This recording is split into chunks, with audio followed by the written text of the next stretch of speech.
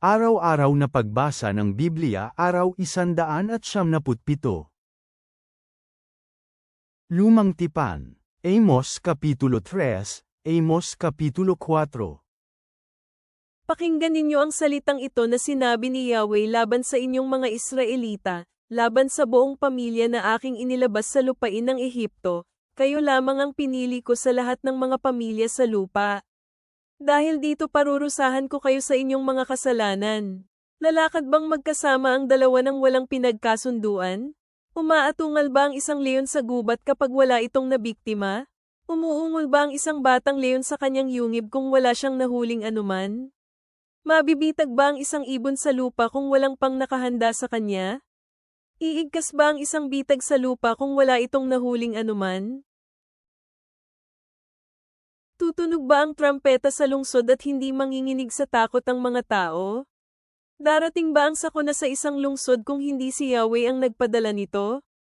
Tiyak na walang gagawing anuman ang Panginoong Yahweh hanggang hindi niya na ipapahayag ang kanyang plano sa kanyang mga lingkod na mga propeta. Ang leon ay umatungal, sino ang hindi matatakot?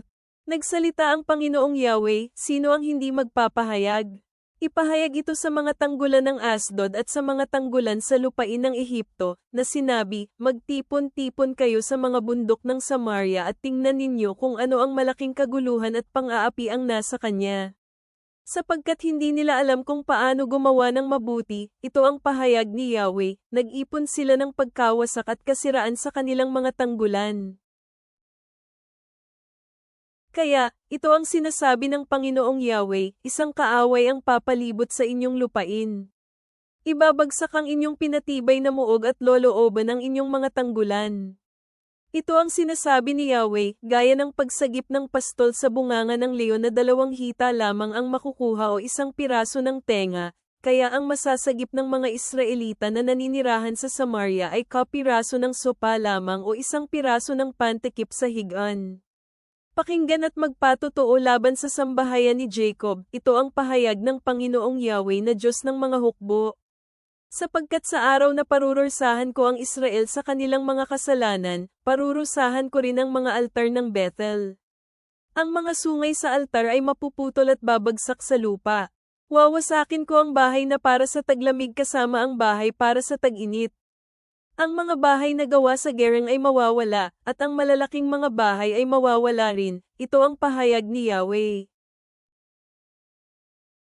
Pakinggan ninyo ang salitang ito, kayong mga baka sa Bashan, kayong nasa bundok ng Samaria, kayo na nagmamalupit sa mga mahihirap, kayo na nagkakait sa mga nangangailangan, kayo na nagsasabi sa inyong mga asawang lalaki, dalhan ninyo kami ng maiinom.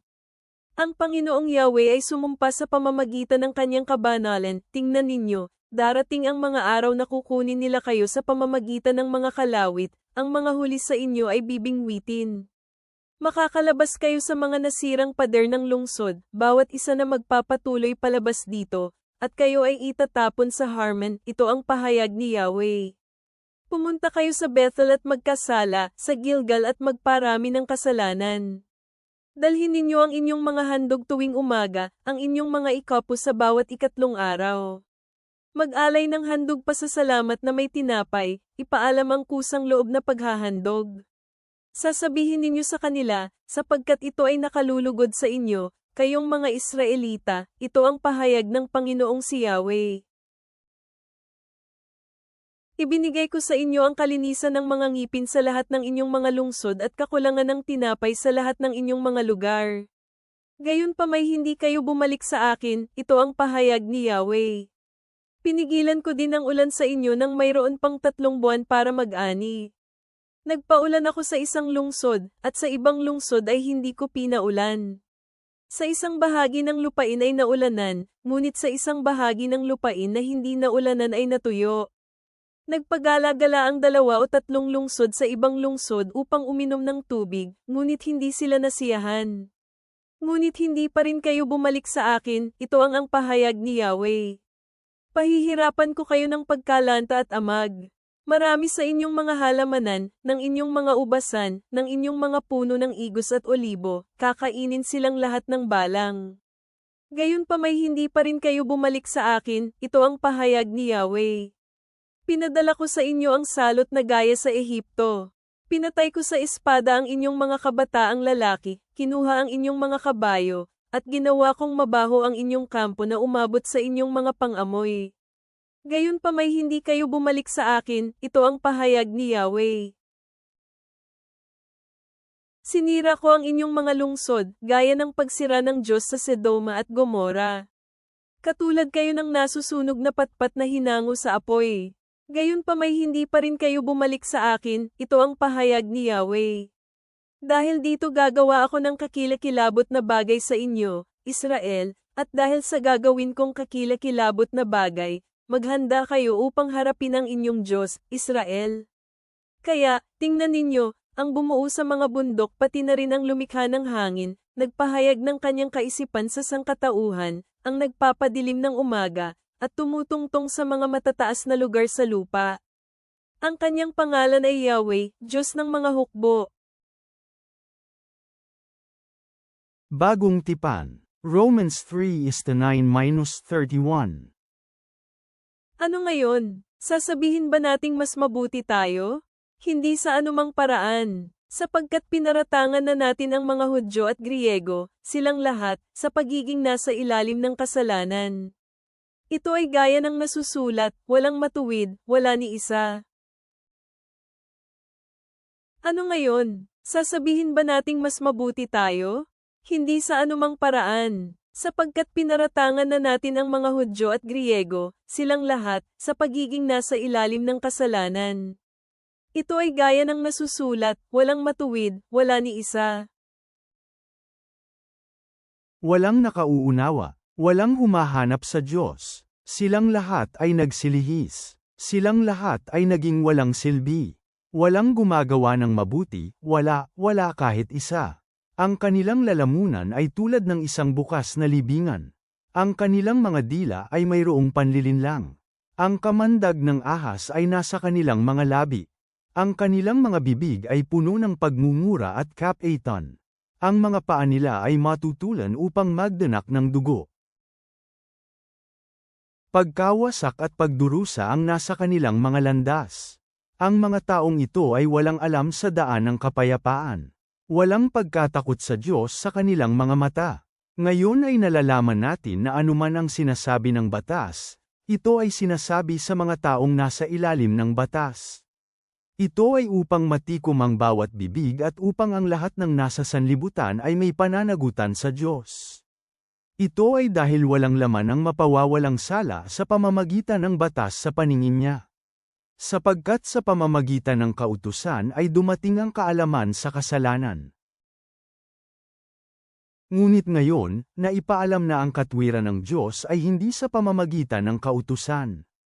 Ito ay nasaksihan ng kautusan at ng mga propeta, ito ay, ang katwiran ng Diyos sa pamamagitan ng pananampalataya kay Jesucristo para sa lahat ng mga naniniwala.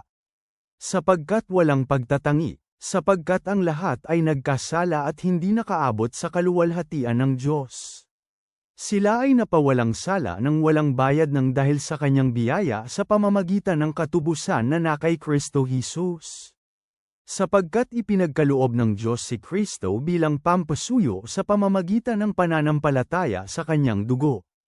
Inialay niya si Kristo bilang patuto sa kanyang katarungan, dahil sa kanyang hindi pagpansin sa mga nakaraang kasalanan. Sa kanyang pagtitiyaga, nangyari ang lahat ng ito para sa pagpapakita ng kanyang katwiran sa panahong ito. Ito ay upang kanyang mapatunayan na siya ay makatarungan at upang ay pakitang pinapawalang sala niya ang sinuman dahil sa pananampalataya kay Jesus. Kung gayon, nasaan ang pagmamalaki? Ito ay inihiwalay na. Sa anong batayan? Sa mga gawa? Hindi, kundi batay sa pananampalataya. Kaya masasabi natin na ang isang tao ay napawalang sala sa pamamagitan ng pananampalataya na wala ang mga gawa ng kautusan. O ang Diyos ba ay Diyos ng mga Hudyo lamang? Hindi ba't siya rin ay Diyos ng mga Gentil? O, pati ng mga Gentil. Kung magkagayon nga, na ang Diyos ay iisa, ipawawalang sala niya ang pagtutuli sa pamamagitan ng pananampalataya at hindi pagtutuli sa pamamagitan ng pananampalataya. Pinapawalang bisa ba natin ang kautusan sa pamamagitan ng pananampalataya? Huwag noang mangyari. Sa halip, pinapagtibay pa nga natin ang kautusan. Mga awit, Psalm 85:8-13. Makikinig ako sa sasabihin ni Yahweh na Diyos, dahil siya ay makikipag-ayos sa kanyang bayan, ang kanyang matapat na tagasunod. Pero hindi sila dapat bumalik sa hanggal na pamamaraan. Tiyak na ang kanyang kaligtasan ay malapit sa mga may takot sa kanya, kaya ang kaluwalhatian ay mananatili sa ating lupain. Ang katapatan sa tipan at pagiging mapagkakatiwalaan ay nagkatagpo, ang katwiran at kapayapaan ay hinalikan ng isa't isa. Ang pagiging mapagkakatiwalaan ay uusbong mula sa lupa, at ang tagumpay ay dudungaw mula sa langit. Si Yahweh ay magbibigay ng kanyang mabubuting pagpapala, at mamumangga ang mga pananim sa ating lupain. Pangungunahan siya ng katwiran at gagawa ng daan para sa kanyang mga yapak. Ama naming nasa langit, kami ay lumalapit sa iyo na may mapagkumbabang mga puso, na humihingi ng iyong gabay habang kami ay nagmumuni-muni sa mga katotohanang ipinahayag sa iyong salita. Kung paanong tinawag ni Amos ang iyong bayan upang managot, ipaalala sa amin ang aming sariling pangangailangan ng pagsisisi at ang biyayang matatagpuan kay Jesus, na nagbibigay katwiran sa amin ng malaya sa pamamagitan ng pananampalataya. Naway makinig kami sa iyong tinig, gaya ng hinihikayat ng salmista, na nagdudulot sa amin ng kapayapaan at katwiran sa aming buhay. Tulungan mo kaming isabuhay ang iyong pag-ibig at katarungan sa lahat ng aming pakikisalamuha, na ipamuhay ang aming pananampalataya ng may integridad. Tulungan mo kaming marinig ang iyong tinig at sumunod ng tapat. Amen.